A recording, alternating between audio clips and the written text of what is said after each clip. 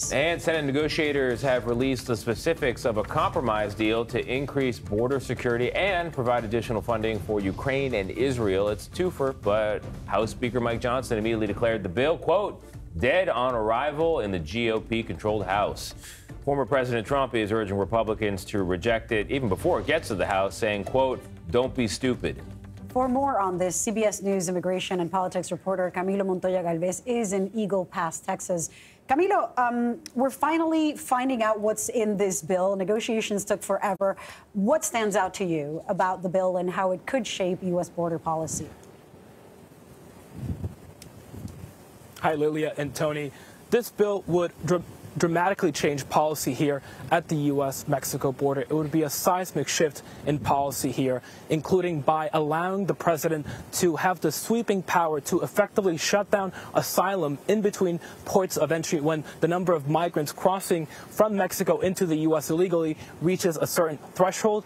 It would empower Border Patrol to quickly return back migrants to Mexico across the Rio Grande here in Texas at least without allowing them to request asylum. Importantly, the bill would preserve asylum processing at official border crossings. These are the ports of entry where there is legal trade and travel. That would continue to be the case. Asylum seekers would be able to request appointments to be processed at official ports of entry. This bill would also dramatically speed up the asylum review process to make sure migrants receive decisions on their cases in months, not years. That is the current time frame. Many migrants are waiting an average of 4 years to get a decision on their cases. And so this bill is garnering criticism from the left and the right, but it is one of the first bipartisan compromises on this issue in many years.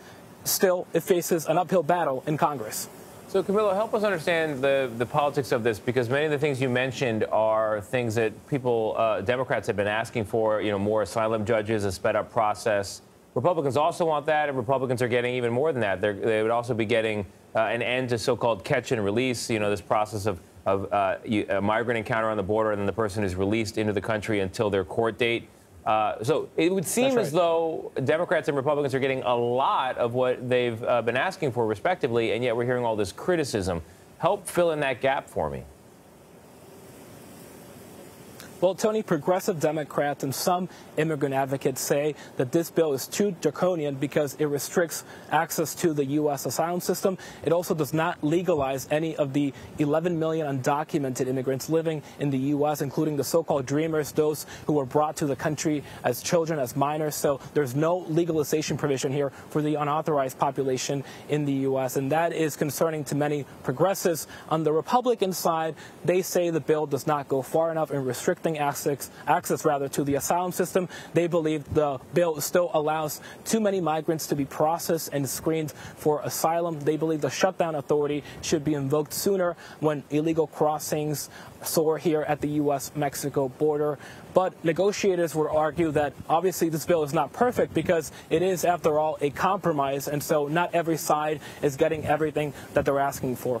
Camilo, since you're there at Eagle Pass, which is the heart of the fight between Governor Greg Abbott of Texas and the federal government, talk to us about what's the latest there. What's he been trying to push, and how's that whole conflict going?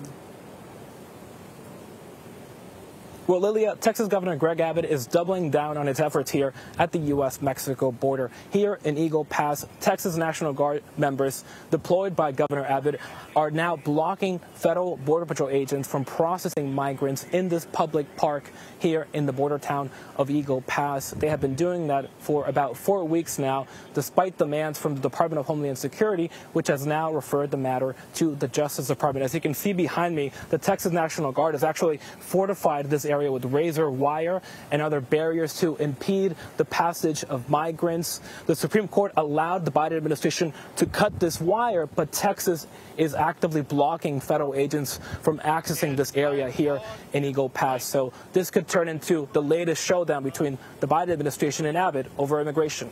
Wow. Camilo Montoya-Galvez, thank you so much.